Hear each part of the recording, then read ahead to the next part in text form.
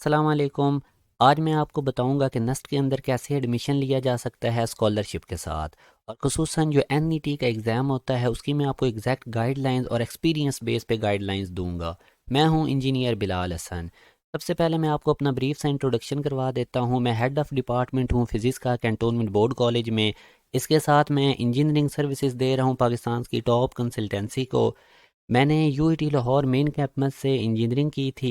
मैंने पाकिस्तान की top 3 universities के अंदर सिलेक्शन ली थी जिनके अंदर नस्ट, प्यास, फास्ट और यूईटी शामिल थी 2011 के अंदर। और मैंने prefer UET Lahore main campus को किया था क्योंकि ये मेरे घर के करीब थी। इसके साथ अब मेरा जो टीचिंग एक्सपीरियंस है तकरीबन नस्ट की एग्ज़ाम की प्रिपरेशन और यूईटी की मैं लास्ट 8 ईयर से करवा रहा हूँ। यही वजह है कि मेरे पास एक वास्ट एक्सपीरियंस है और मैं इनके नस्ट के क्वेश्चन बैंक से बहुत फेमिलियर हो चुका हूँ। इसकी प्रिपरेशन करवा करवा कर यूनिवर्सिटीज़ के स्कॉलरशिप की मुझे बहुत ज़्यादा अपडेट्स होती हैं। इसलिए मैंने सोचा कि मैं एक यूट्यूब के ऊपर वीडियो बना के आप लोगों को तमाम अपना एक्सपीरियंस आप लोगों के साथ शेयर कर देता हूँ।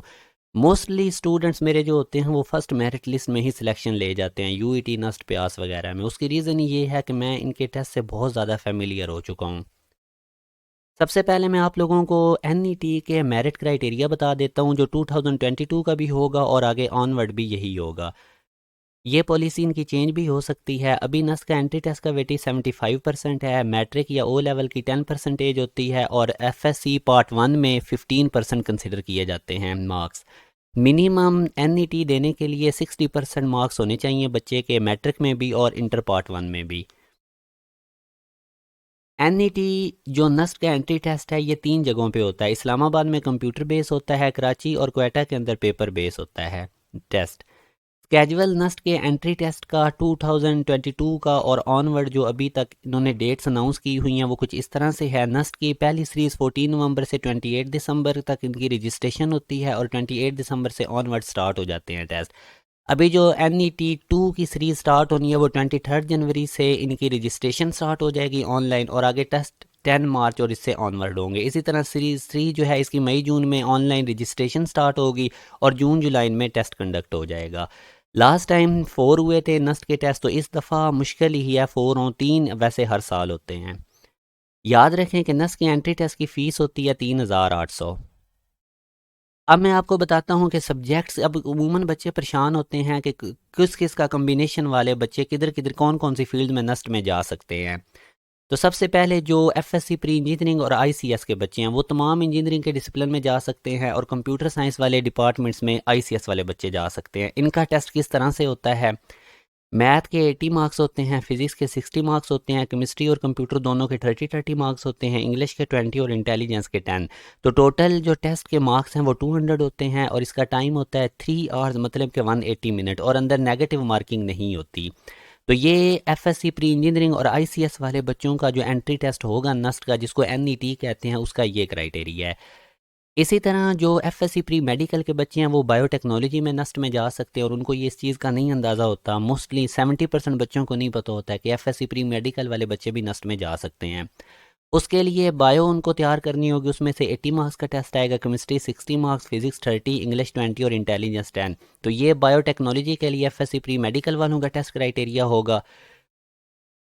इसी तरह एफएससी प्री मेडिकल के स्टूडेंट्स बीएस कंप्यूटर साइंस में भी जा सकते हैं। तो ये भी अब बच्चों को नहीं पता होता है। ये उनका टेस्ट होता है जो उन्होंने पहले देना होता है नस्ट में जाने से पहले। क्वांटिटेटिव बेसिक मैथ होता है। आगे मैं अब आपको सारा इसका गाइड भी करूंगा कि आप लोगों ने प्रिपरेशन कैसे करनी है। इसमें 80 मार्क्स आते हैं, फिजिक्स का 60 मार्क्स होगा, केमिस्ट्री 30, इंग्लिश 20 और इंटेलिजेंस 10।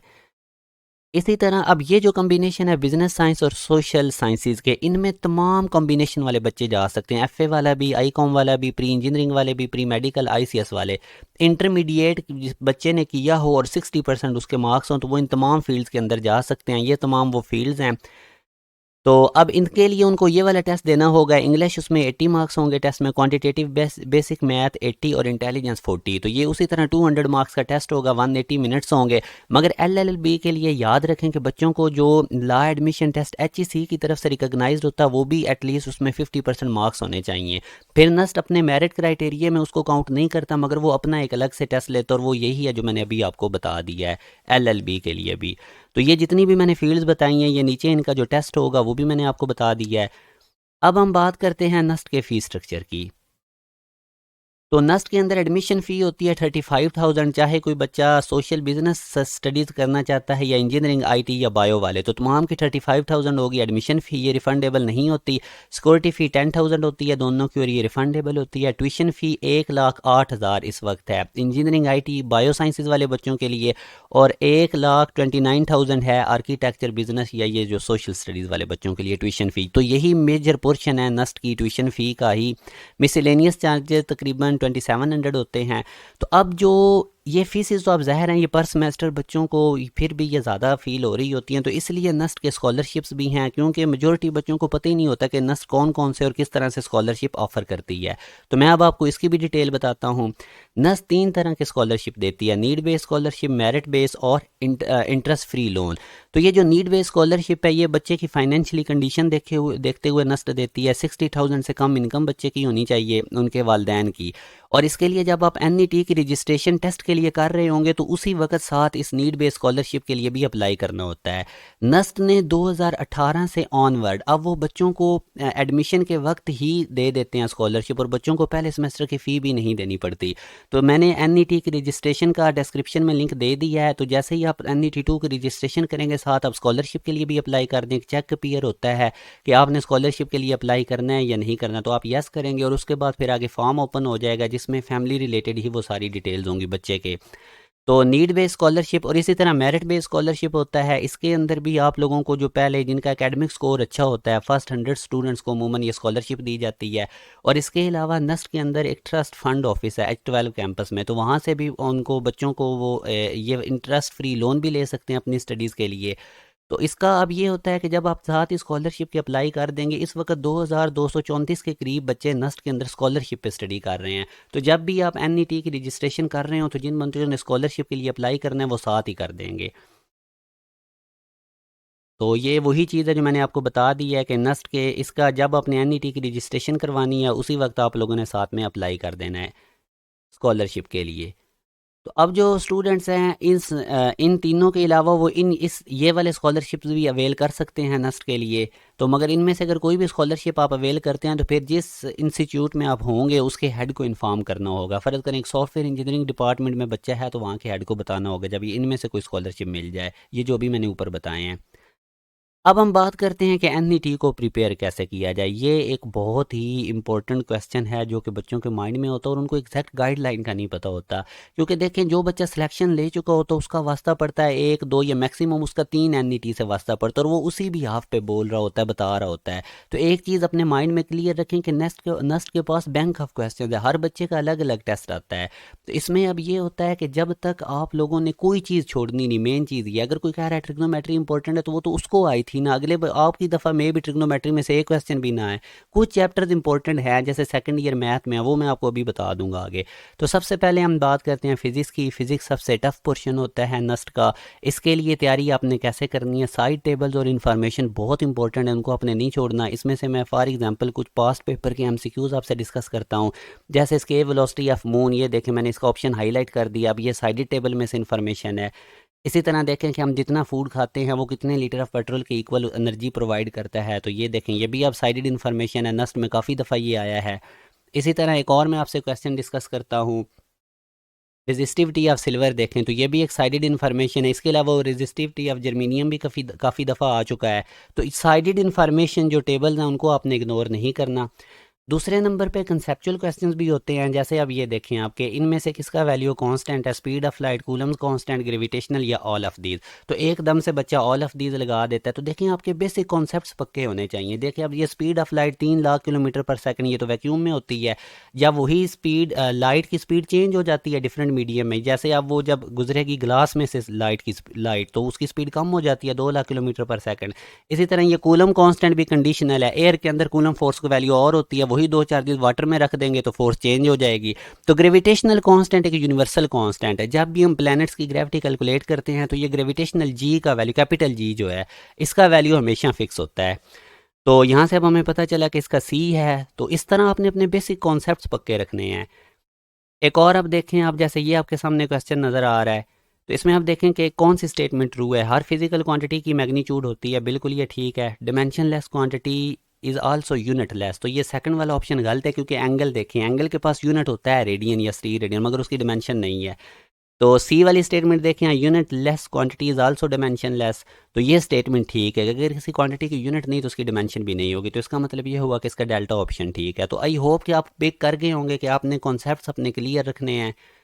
तीसरे नंबर पे आपको फार्मूलाज को इंटरलिंक करना आना चाहिए। जैसे अभी आप ये देखें, ये आपके सामने क्वेश्चन आ रहा है, तो अब आप देखें कि हमें पता है कि काइनेटिक एनर्जी और मोमेंटम का एक ये रिलेशन होता है। अब ये बुक में नहीं गिवन, तो आपने पता नहीं काइनेटिक एनर्जी होती है half m v square, m से मल्टीप्लाई और एम से डिवाइड करेंगे तो ये रिलेशन बनता है। इसमें आप देखें अगर मोमेंटम को सेम रखा जाए तो एनर्जी और मास का इन्वर्स रिलेशन है, तो यहाँ से हम ये वाला रिलेशन निकाल सकते हैं दो बॉडीज़ की एनर्जी मास कंपेरिजन करने के लिए। इसी तरह अगर काइनेटिक एनर्जी को सेम रखा जाए तो मोमेंटम और मास का ये रिलेशन बनेगा। तो इस केस में उसने क्या कहा था हमें कि हमारे पास जो लीनियर मोमेंटम है वो सेम है, तो अगर मोमेंटम सेम है तो ये रिलेशन होगा। बस अब इसके अंदर आपने वैल्यूज़ प्लग इन करनी है और आंसर निकाल लेना है। तो मतलब ये कि जो अब जैसे रेंज और हाइट का देखें कि रिलेशन होता है capital R equal to 4h, इसी तरह हाइट और टाइम ऑफ फ्लाइट का होता है, तो आपको फार्मूलाज लिंक करने आने चाहिए। तो इसके बाद अब आप आज कुछ ट्रिकी क्वेश्चन भी होते हैं, जैसे आप लोगों ने पेंडुलम के टाइम पीरियड का सीधा सीधा फार्मूला पढ़ा होता है, T equal to 2 pi length upon g root. तो वहाँ से वो आपसे ये नहीं पूछेगा टाइम पीरियड निकालो, वो कुछ इस तरह से आप देखें, ये एक पास पेपर के MCQs के, अगर टाइम इंक्रीज हो जाए 3 टाइम्स तो पेंडुलम की लेंथ कितनी होगी। तो अब आप देखें, इसमें अब मैं थोड़ी आपको कैलकुलेशंस करके दिखा देता हूँ। टाइम पीरियड का फार्मूला लिखा, वहाँ से आपने देखें टाइम पीरियड और लेंथ में कौन सा रिलेशन है, और यहाँ से लेंथ देखें टी स्क्वायर की इक्वल होगा। अगर टाइम पीरियड 3 टाइम बढ़ेगा तो पेंडुलम की लेंथ 9 टाइम्स हो जाएगी। तो आई होप कि आपको कुछ आइडिया हो गया होगा कि आपने फार्मूलाज को भी अच्छी तरह ग्रिप करनी है। जैसे अब एक और क्वेश्चन देखें कि इलेक्ट्रिक फ्लक्स किसी भी सरफेस में से जो पास करता है सरफेस एरिया में से, वो किस वजह से होता है, A cos theta only, A sine theta only, C option या डी। तो बच्चे जल्दी में अल्फा ऑप्शन लगा देते हैं, ए कॉस थीटा ओनली। तो इसमें अब सी वाला ऑप्शन देखें, ए साइन इंटू 90 माइनस थीटा, ये भी तो वही बन रहा है, क्योंकि 90 का ऑड मल्टीपल है तो साइन कॉस में कन्वर्ट हो जाएगा, तो इसका मतलब इसका डेल्टा ठीक है। तो आप लोगों ने क्वेश्चंस पहले आंसर करने से पहले समझ लेना है कि वो पूछ क्या रहा है, और आप लोगों ने बिल्कुल एग्जैक्ट आंसर सोच समझ के देना है, जल्दबाजी नहीं करनी कि देखते ही ए लगा दिया बी। तो कुछ नॉलेज बेस्ड क्वेश्चंस भी होती हैं, मतलब ये बुक की लाइंस होती हैं, इस तरह के क्वेश्चंस आपको बहुत कम मिलेंगे। जैसे ये देखें, मीज एंड कंसिस्ट ऑफ, तो ये एक बुक की लाइन है, न्यूक्लियर फिजिक्स में से ये है। और ये जो बिल्डिंग ब्लॉक ऑफ मैटर्स हैं ये बहुत इंपॉर्टेंट है, इसमें से तकरीबन क्वेश्चंस आ जाते हैं, काफ़ी दफ़ा आते हैं। तो logic gates very important, logic gates में से आपको हर टेस्ट में कोई ना कोई क्वेश्चन ज़रूर मिलेगा, और इस तरह के क्वेश्चन होंगे। मैंने एक एग्जांपल के तौर पे आप लोगों के साथ डिस्कस किया पास पेपर वाला। अब जैसे यहाँ से आपको ये ट्रिक पता होना चाहिए कि 3 नैन गेट इक्वल होते हैं 1 और गेट के, तो ये 3 नैन गेट हैं, तो इसका हमारे पास सी वाला ऑप्शन होगा। और कुछ हमारे पास न्यूमेरिकल जो होते हैं ना, ये बड़े कम आएंगे। नस्ट के अंदर जो न्यूमेरिकल बेस क्वेश्चंस होते हैं ये 5 to 6 मैक्सिमम होते हैं। तो आजकल जो नस्ट के क्वेश्चंस आ रहे हैं ना, तो उसमें न्यूमेरिकल बेस कम होते हैं, मगर थ्योरेटिकल बेस ज़्यादा होंगे और लॉन्ग स्टेटमेंट वाले। तो आई होप कि आपको फिजिक्स का आइडिया हो गया होगा, बस आपने अपने कॉन्सेप्ट पक्के रखने हैं। देखें, कोई भी क्वेश्चन चीज़ हो ना, अपने आप से क्वेश्चन किया करें। जैसे हमें कहा जाता है कि रेंज प्रोजेक्टाइल का 45 डिग्री पे मैक्सिमम रेंज होती है अगर एयर फ्रिक्शन को इग्नोर कर दें। तो अगर एयर फ्रिक्शन को ना इग्नोर करें, वो अंदर हम लेकर इंक्लूड करें, तो फिर क्या 45 से कम एंगल पे रेंज मैक्सिमम होगी या ज़्यादा पे। तो इस तरह करके ना आप क्वेश्चन किया करें। जब आप इस तरह सोच समझ के पढ़ेंगे ना साथ साथ, तो ऑटोमेटिकली आपको नस्ट का टेस्ट आप क्लियर कर जाएंगे। इधर आपकी आदत होती है, बच्चे अमूमन ग्रामिंग कर रहे होते हैं बोर्ड के लिए, तो इस वजह से वो NET नस्ट का टेस्ट क्लियर नहीं कर सकते। तो अब हम आ जाते हैं जी कुछ फाइनल टिप्स के ऊपर जो मेरी तरफ से हैं। आप लोगों ने पंजाब और फेडरल बोर्ड की टेक्स्ट बुक्स को अच्छी तरह से गो थ्रू करना है, मेन पॉइंट्स को आप लोगों ने हाईलाइट कर लेना है, फार्मूलाज पे फुल आपकी फिंगर टिप्स पे होने चाहिए।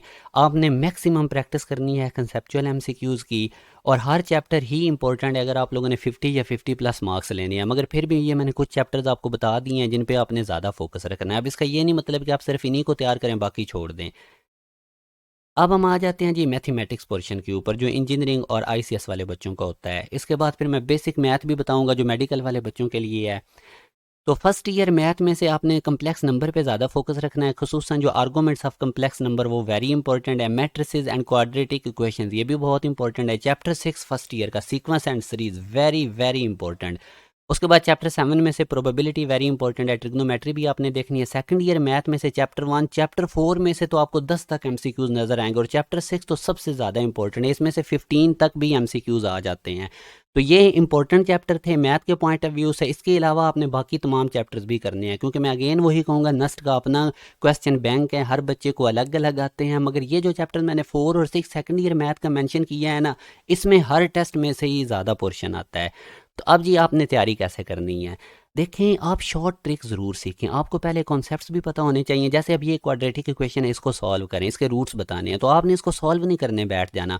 जो ऑप्शंस गिवन है आप सिंपली उनको इक्वेशन में प्लग इन करें, जिसने left hand side right hand side की इक्वल कर दी वो आंसर होगा। जैसे अब अगर मैं ए ऑप्शन में 1 पुट करूँ तो मेरे पास left hand side right hand side की इक्वल नहीं आएगी। मगर अगर मैं सी ऑप्शन पुट करूँ -1 पुट करूँगा तो दोनों साइड पे 0 0 आएगा। 4 भी पुट करूँगा दोनों साइड पे 0 0।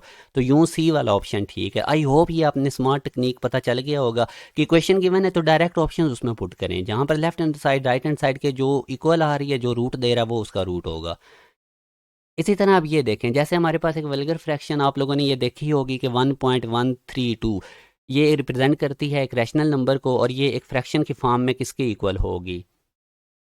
अब वैसे अगर इसको सॉल्व करें तो काफ़ी टाइम लग जाता है, तो इसका मैं आपके साथ एक शॉर्ट ट्रिक मेंशन कर देता हूँ कि ये पॉइंट और बार को छोड़ दें, बाकी आप नंबर लिख लें जो भी गिवन है। जैसे अब ये 1132 है, फिर आपने इसमें से माइनस कर देना है बार के अलावा जो नंबर लिखे हुए हैं। जैसे ये देखें, पहले 1132 लिखा पॉइंट और बार के बगैर, माइनस कर दिया बार के बगैर वाले डिजिट, वो कौन कौन से थे 1 1, और डिवाइड आपने करना है जितने डिजिट पे बार है। यहाँ पे 3 और 2, 2 डिजिट पे बार है तो नीचे 2 9 लगा देने हैं। फिर आपने देखना है कि बार और डेसिमल के दरमियान में कितने डिजिट आ रहे हैं, वो एक आ रहा है ग्रीन कलर में, तो उतनी ज़ीरो लगा देनी है। तो अब इसका आंसर आप देखें, ये हमारे पास ए ऑप्शन बन गया। इसी तरह एक और इस तरह का क्वेश्चन, ये इस तरह का क्वेश्चन ज़रूर आ जाता है, तो इन पे आपने फोकस रखना है। अब ये देखें 1.325, ये एक वल्गर फ्रैक्शन है, हमने देखना है कि ये किस फ्रैक्शन के इक्विवेलेंट है। तो अब अगेन वही देखें, पॉइंट और बार के बगैर वो नंबर लिख लें 1325, माइनस उसके बाद बार के बगैर कितने नंबर हैं, वो 1 है, तो वो बार के बगैर जो नंबर हैं वो लिख लेने हैं। डिवाइडेड बाय, अब देखें बार वाले कितने नंबर थे, टोटल 325, टोटल 3 नंबर थे, तो जितने नंबर होंगे बार वाले उतने नीचे 9 लगा देने हैं। अब देखें बार और पॉइंट के बगैर, पॉइंट और बार के दरमियान कोई भी डिजिट नहीं आ रहा, तो इसलिए ज़ीरो कुछ भी, अगर कोई आ रहा होता है जैसे ऊपर वाले केस में 1 आ रहा था तो उतनी साथ ज़ीरो लगा देनी है। तो इस तरह के और भी काफ़ी ज़्यादा क्वेश्चन हैं, मगर अब इतना टाइम नहीं कि मैं आपको वो सारे इधर बताने लग जाऊँ। तो ये हमारे पास आंसर आ गया। इसी तरह अब ये देखें, हमने इसकी लिमिट निकालनी है। अब ये आपको, अगर आप इसको रैशनलाइजेशन मेथड से करेंगे तो काफ़ी टाइम लगेगा। तो इसके लिए आप जो लिमिट्स वाले क्वेश्चंस होते हैं जिनमें 0/0 फॉर्म बन जाए या इन्फिनिटी फॉर्म बन जाए, तो उनका आप लोगों ने एक शॉर्ट ट्रिक याद रखना है कि ऊपर भी डेरिवेटिव ले लें, नीचे भी डेरिवेटिव ले लें। कोशेंट रूल नहीं लगाना, ऊपर अलग डेरिवेटिव नीचे अलग डेरिवेटिव। जैसे अब ये ऊपर एक्स रूट है तो इसका मैं डेरिवेटिव लूँगा तो 1/2 एक्स रूट आ जाएगा। तो ये तो ऑप्शन ये देखें, ऊपर भी डेरिवेटिव लें नोमिनेटर का और नीचे डिनोमिनेटर का भी लें, एक्स का 1 और 6 का 0, तो यूँ हमारे पास 1/2 एक्स रूट है, और इसमें आप एक्स की जगह वैल्यू प्लग इन करें तो आंसर आ जाएगा। तो इस तरह की टेक्निक्स मैथ में आपको ज़रूर पता होनी चाहिए, क्योंकि आपने अपना टाइम सेव करना है। इसी तरह अब एक और क्वेश्चन देखें, ये देखें, इसमें भी अब अगर हम डायरेक्ट लिमिट पुट कर दें तो ये 0/0 या इन्फिनिटी फॉर्म बन रही है, तो इस पर भी अब वही आप ट्रिक अप्लाई करें। ऊपर अलग डेरिवेटिव लें, नीचे अलग। ln x का डेरिवेटिव होता है 1/x, और 1 का 0 हो जाएगा। इसी तरह नीचे x का डेरिवेटिव 1 हो जाएगा, और ये एक नंबर है, इसका डेरिवेटिव नहीं होगा। तो ये देखें, ये डेरिवेटिव आया। अब x की जगह वैल्यू प्लग इन करें तो हमारे पास 1/e आंसर आ गया। कुछ आपको अब जैसे ये देखें, ये अब बाई पार्ट्स मेथड से अगर हम इसको करें तो ये काफ़ी टाइम लेगा। इस तरह का क्वेश्चन एक ज़रूर आता है, यूईटी में भी आता है और नस्ट में भी इस तरह के आते हैं। जैसे अब अगर आप आई लेट वाला प्रिंसिपल अप्लाई करें, आई से मुराद इन्वर्स, एल से मुराद लोगारिथमिक, ए से मुराद अलजबरा, टी से मुराद ट्रिग्नोमेट्री, ई से मुराद एक्सपोनेंशियल। तो हम अगर इन्वर्स वाला हो या हमारे पास लोगारिथम वाला, उनको पहला फंक्शन लेते हैं या फिर अलजबरिक फंक्शन पहले लेते हैं। तो यहाँ पे अब ना इन्वर्स वाला है ना हमारे पास एलन वाला है, तो पहले हम अलजबरिक फंक्शन लेंगे एक्स क्यूब। तो पहला फंक्शन आप लोगों ने उसी तरह ले लेना। ये हमने एक्स क्यूब पहला फंक्शन ले लिया। अब आपने इसके डेरिवेटिव लेते जाना है जब तक कि इसका कांस्टेंट नंबर ना आ जाए। तो एक्स क्यूब का पहला आगे मैं डेरिवेटिव लूँगा तो 3x² आ जाएगा, फिर इसका फर्दर 3x² का डेरिवेटिव लूँगा तो 6x, 6x का फर्दर डेरिवेटिव लूँगा तो 6। पहला तरीका कार आप दोबारा देखें, इस तरह आपको बाई पार्ट्स वाला जब क्वेश्चन नज़र आएगा जिसमें ट्रिग्नोमेट्रिक फंक्शन और अलजबरिक फंक्शन होंगे, तो पहला आप लोगों ने फंक्शन वही लेना आई लेट के प्रिंसिपल से कि या तो इन्वर्स वाला पहले लिख लेना, अगर वो है तो वो, नहीं तो फिर एलन वाला देखें, अगर वो भी नहीं तो फिर अलजबरिक फंक्शन। तो इनमें अलजबरिक फंक्शन था एक्स क्यूब, वो पहले लिखा, फिर उसके डेरिवेटिव आपने ले लेने जिस तरह मैंने लिए हैं, तब तक लेने हैं जब तक कांस्टेंट नंबर ना आ जाए। फिर उसके बाद अब जो दूसरा फंक्शन है उसकी इंटीग्रेशन करें। कॉज एक्स की इंटीग्रेशन क्या होती है, साइन एक्स। अब इस साइन एक्स की मजीद इंटीग्रेशन करके आगे लिख दें। साइन एक्स की इंटीग्रेशन होती है minus cos x, minus cos x की इंटीग्रेशन होती है माइनस साइन एक्स, और माइनस साइन एक्स की इंटीग्रेशन होती है कॉज एक्स। तो इस तरह आपने इंटीग्रेशन करके लिख ली। अब आप लोगों ने साइन लगाने हैं, अब अल्टरनेट साइन लगाने हैं, प्लस से स्टार्ट करना है, पहले प्लस का साइन फिर माइनस फिर प्लस फिर माइनस। तो ये अब आपका आंसर आ गया, ये फाइनल आंसर है। तो ये मैंने आप लोगों को इंटीग्रेशन बाई पार्ट्स का एक शॉर्ट ट्रिक बताया कि अब इसको वैसे सॉल्व करें तो ये काफ़ी लंबा प्रोसीजर है। अब अगर आप इससे आप इसी के रिलेटेड 3-4 और क्वेश्चंस करें तो इस मेथड पे आपको ग्रिप आ जाएगी। तो इस तरह आप लोगों ने शॉर्ट टेक्निक्स पे भी फोकस रखना है। सारे मेथड भी आपको ओरिजिनल भी आने चाहिए, मगर शॉर्ट ट्रिक अगर आते होंगे तो आपका टाइम सेव हो जाएगा। इसी तरह एक और क्वेश्चन मैथ कर लें। Distance of a point -5 -6 from y axis. अब डिस्टेंस, अब ये इसके ऑप्शन है और बच्चे इस पे -5 पे या -6 पे टिक लगा देते हैं। डिस्टेंस माइनस हो ही नहीं सकता, तो ये अगर आप पॉइंट ड्रा भी करेंगे तो आपको मिलेगा कि 5 इसका आंसर है। तो ये मैं आपको इस साथ पास्ट पेपर के क्वेश्चन इस वजह से डिस्कस कर रहा हूँ कि आपको आइडिया हो कि हमने प्रिपरेशन कैसे करनी है। अगर आपकी गाइडलाइंस एग्जैक्ट होंगी, आप लोग एग्जैक्ट गाइडलाइंस के अकॉर्डिंग चलेंगे तो आपको बिल्कुल भी प्रॉब्लम नहीं होगा। अब मैं आपको केमिस्ट्री का पोर्शन बताता हूँ। सबसे पहले आप लोगों ने केमिस्ट्री के लिए जो टेक्स्ट बुक है पंजाब बोर्ड की भी फेडरल बोर्ड की भी, उसको अच्छी तरह रीड कर लेना है। हर चैप्टर को आपने तैयार करना है। कुछ इंपॉर्टेंट चैप्टर मैं आपको फर्स्ट ईयर के बता देता हूँ, ये सारे इन चैप्टर्स पे आपने ज़्यादा फोकस रखना है, और ये इंपॉर्टेंट चैप्टर्स हैं सेकंड ईयर के। मगर मैं अगेन वही कहूँगा, ये नहीं कि आप सिर्फ इन्हीं चैप्टर्स को करें और बाकी छोड़ दें। केमिस्ट्री के सारे MCQs आप लोगों की टेक्स्ट बुक की लाइन्स होंगी, तो आपने बाकी तमाम चैप्टर्स भी कर लेने हैं, इनके ऊपर ज़्यादा फोकस रखना है। अब ये कुछ पास पेपर के NET के MCQs मैं केमिस्ट्री के आपसे डिस्कस कर लेता हूँ। जैसे मेल्टिंग पॉइंट है मिथाइल अल्कोहल का, तो ये तमाम ऑप्शंस गिवन है। -97 डिग्री सेंटीग्रेड मैंने हाईलाइटेड इसका आंसर कर दिया है। कार्बोनाइल ग्रुप किन के अंदर प्रेजेंट होता है, ये तमाम ऑप्शंस हैं। कार्बोनाइल ग्रुप आपको पता होगा कार्बन ऑक्सीजन में डबल बॉन्ड होता है CO, तो ये इनमें से किसी में भी प्रेजेंट नहीं होता है। इसी तरह किसके एलोट्रोप्स एग्जिस्ट नहीं करते, तो वो नाइट्रोजन के। तो अब आपको आइडिया हो चुका होगा कि ये तमाम बुक की लाइन है, तो इसी तरह आप लोगों ने बुक रीडिंग कर लेनी है। अब इंटेलिजेंस का पोर्शन मैं आपको बताता हूँ। इसमें एक कैटेगरी होती है क्वेश्चंस की ऑड वन आउट। अब इसका आप लोगों को इस तरह से ऑप्शंस गिवन होंगे, जैसे आप ये देखें, आप ये बाकी 3 डिवाइसेस हैं हमारे पास, टेलीफोन, रेडियो और टेलीविज़न। तो ये डिवाइसेस हैं, जबकि एक्सरे इलेक्ट्रोमैग्नेटिक वेव्स है, तो ये ऑड है इनमें से, तो ए ऑप्शन होगा। इसी तरह अब ये वाला क्वेश्चन आप देखें, तो इसमें अब सितंबर के अंदर 30 डेज़ होते हैं, बाकी मार्च, जुलाई और अक्टूबर इनके अंदर 31 डेज़ होते हैं। तो इस तरह डेज़ के पॉइंट ऑफ व्यू से देखा जाए तो सितंबर हमारे पास ऑड है। तो यहाँ से आप दूसरी कैटेगरी होती है सीक्वेंस एंड सीरीज़ की। तो अब ये देखें, जैसे आपको क्वेश्चन नज़र आ रहा है, एक सीक्वेंस में टर्म्स लिखी हुई हैं, आगे एक मिसिंग है, तो आप लोगों ने सीक्वेंस जज करना होता है। जैसे अब इस सीक्वेंस में देखें आप, 2 कैसे आ रहा है, 1 का क्यूब करके 1 ऐड करें 2। इसी तरह 10 कैसे आ रहा है, 2 का क्यूब करके 2 ऐड करें। इसी तरह 30 कैसे आ रहा है, तीसरे नंबर वाली टर्म, 3 का क्यूब करके 3 ऐड करें। इसी तरह हमारे पास 68 कैसे आ रहा है, 4 का क्यूब करके 4 ऐड करें। तो यहाँ इसी तरह फिर नेक्स्ट टर्म कैसे आएगी, 5 का क्यूब करके 5 ऐड करेंगे तो 130। इस तरह आप लोगों ने सीक्वेंस जज करना होता है। अब इसी तरह इस सीक्वेंस के अंदर आप मिसिंग टर्म आपने जज करनी है, 18, 15 और आगे एक मिसिंग टर्म है और 9। तो ये 3 के मल्टीपल्स हैं। देखें, 3 को 6 से मल्टीप्लाई करें तो 18 आ जाएगा, फिर 3 को 5 से मल्टीप्लाई करें 15 आ जाएगा, 3 को 4 से मल्टीप्लाई करें 12 और 3 को 3 से मल्टीप्लाई करें तो 9। एक एक डिजिट पीछे चलते जाना है, तो हमारे पास 3 के मल्टीपल हैं, 6 से स्टार्ट करना है। तो ये थोड़ी सी प्रैक्टिस से हो जाएंगे, आपको होपफुली आइडिया हो रहा होगा इंटेलिजेंस वाला क्वेश्चन किस तरह से आएंगे। कोडिंग डिकोडिंग वेरी इंपॉर्टेंट, इसमें से मेजर पोर्शन होगा। टोटल इंटेलिजेंस के 10 क्वेश्चन होते हैं। तो अब जैसे ये देखें, आप लोगों के सामने एक वर्ड लिखा हुआ है कोर्स, आगे इसका कोड लिखा हुआ है FRXUVH। तो अब यहाँ से आप जज करें कि ये जो कोर्स है इसका हर लेटर 3 स्टेप आगे करके उसने ये कोड बनाया हुआ है, FRXUVH जो कोड है। तो इसी तरह वो कह रहा है कि रेस से अब आप रेस को कैसे लिखेंगे हम इस कोड के अकॉर्डिंग। तो अब देखें, R को आप उसी तरह हम 3 लेटर आगे चले जाएं, R के बाद ST और U आ जाएगा तीसरे नंबर पे। इसी तरह A देखें रेस का, इसमें तीसरे लेटर पे हमारे पास BC और D आ जाएगा। C में देखें आप DEF आ जाएगा और E में देखें आप FGH आ जाएगा। तो यूँ हमारे पास इसके ऑप्शन जो बनेंगे, बेस्ट वाला ऑप्शन UDFH ये होगा, C वाला। तो यहाँ से अब यही मैंने आपको इसकी रीज़न भी बता दी। तो होप्स हो कि आपको इंटेलिजेंस वाला पोर्शन क्लियर हो गया होगा। तो C इसका ऑप्शन है। इस क्वेश्चन को आपने एक दफ़ा देख लेना है। इंग्लिश में ज़्यादातर इन टॉपिक्स को देखा जाता है NET में। सिनोनिम्स आते हैं, एंटोनिम, स्पेलिंग्स, एनोलॉजीज और कंप्रीहेंशन ग्रामर।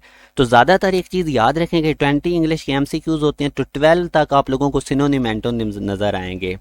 तो इसलिए आप लोगों ने सिनोनिम एंटोनिम्स, अगर आपको जो पास्ट पेपर्स एनईटी में आ चुके हैं, मैं आप लोगों के साथ वो शेयर भी कर दूंगा आगे चल के, तो उनको आपने करना है, तो सिनोनिम एंटोनिम्स भी आप पे कवर हो जाएंगे। ज़्यादातर इंग्लिश के पोर्शन पे इतना ये लक बेस ही होता है पोर्शन, क्योंकि बाज़ औक़ात ऐसे भी सिनोनिम एंटोनिम्स आ जाते हैं जिन्हों जो पहली दफ़ा बंदा वर्ड सुन रहा होता है, तो इसलिए देख रहा होता है। तो इसलिए आप लोगों ने ज़्यादा फोकस रखना है मैथ और फिज़िक्स के ऊपर। एनईटी के पास पेपर से कुछ एमसीक्यूज में इंग्लिश के आपको बता देता हूँ। जैसे B9, तो इसका अपोजिट मीनिंग क्या होगा? अब B9 का मतलब होता है काइंडली, जेंटल, तो बिल्कुल इसकी अपोजिट मीनिंग मैलिग्नेंट का होता है, इसका मतलब होता है डेडली, और भी इसके होते हैं, बहरहाल ये अपोजिट मीनिंग रखते हैं।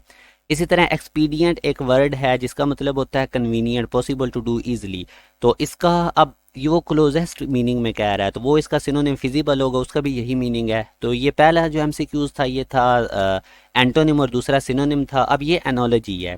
जैसे वो कहता है कार और व्हील, ये उसने क्वेश्चन में दिया, आप देखें कार और व्हील में क्या रिलेशन हो सकता है फंक्शन का? कार को फंक्शन करने के लिए व्हील की ज़रूरत है। इसी तरह बी ऑप्शन में देखें, बोट को फंक्शन करने के लिए सेल की ज़रूरत है। तो इस तरह ये एनालॉजीज़ के क्वेश्चन होते हैं कि जो गिवन पेयर है उसका रिलेशन दे के अपने ऑप्शन जज करना है। इसी तरह अब ट्री लीव्स का देखें, ट्री का पार्ट लीव्स होते हैं, तो इसी तरह डक का पार्ट फीदर्स होते हैं, बी ऑप्शन ठीक है। क्वांटिटेटिव या बेसिक मैथ में आपने क्या काम करना है? ये जो टॉपिक्स हैं, trigonometry, matrices, permutation, combination, function sets, numbers, analytical geometry, sequence and series, ये आप लोगों ने एफएससी पार्ट 1 की बुक से देख लेने अच्छी तरह, और वहाँ उस एक्सरसाइज में जो शॉर्ट क्वेश्चंस होंगे उनकी प्रैक्टिस कर लेनी है। बाकी मोस्ट इंपॉर्टेंट जो मैट्रिक की मैथ की बुक्स हैं 9-10 की, वो सारी A to Z आप लोगों ने गो थ्रू करनी है, जिन्होंने क्वान्टिटेटिव बेसिक मैथ वाला पोर्शन देना है। और बाकी जितना भी हो सके परसेंटेज, ज्योमेट्री और रेशियो के रिलेटेड आप लोगों ने क्वेश्चन सॉल्व करने हैं मैट्रिक की टेक्स्ट बुक से, या आप लोगों ने इसके रिलेटेड और एमसीक्यूज देख लेने हैं। तो ये सारा था जी, मैंने आप लोगों को गाइडेंस का बता दिया, बिजनेस की रिलेटेड भी बता दी और इंजीनियरिंग के रिलेटेड भी कि आप लोगों ने कैसे तैयारी करनी है। अब लास्ट पे कुछ मेरी तरफ से टिप हैं। आप लोगों ने प्रिपेयर करना है एनईटी को सब्जेक्ट के वेटेज के हिसाब से। जिन सब्जेक्ट्स के अंदर ज़्यादा एमसीक्यूज आएंगे उनको आपने ज़्यादा टाइम देना है। और नस्ट के लिए selective study very bad idea. आप लोगों ने तमाम चीज़ें करनी है और अकॉर्डिंग टू द टेस्ट तैयार करना। आप ये नहीं करना कि चैप्टर्स को रट्टे मारने लग जाना है। जैसे फॉर एग्जांपल मैं आपको एग्जांपल देता हूँ कि अगर किसी फंक्शन का डबल डेरिवेटिव नेगेटिव आता है, तो उस पॉइंट पे फंक्शन की वैल्यू रिलेटिव मैक्सिमम होती है, तो आप क्वेश्चन किया करें क्यों होती है, इसका उल्टा क्यों नहीं होती। तो इस तरह आप लोगों ने सोच समझ के करना है। अभी से अगर आप लोग एफएससी साथ साथ सोच समझ के करेंगे तो ये टेस्ट आपके लिए क्लियर करना बहुत आसान हो जाएंगे नस्ल के। और फिर ये है कि आंसर देने से पहले आप लोगों ने क्वेश्चन को अच्छी तरह समझ लेना है, जल्दबाजी नहीं करनी। और उसके बाद ये है कि आपको शॉर्ट ट्रिक ज़रूर पता होने चाहिए मैथ के, ताकि आप लोगों का टाइम बचे। तो ये था जी सारा मेरी तरफ से, और बहुत ज़्यादा मेहनत करते रहिए। अगर आप अभी से एफर्ट करेंगे तो बिलीव मी ये टेस्ट कोई भी मुश्किल नहीं है। तो अपना बहुत ज़्यादा ख्याल रखिएगा, पढ़ाई करते रहें। All the very best.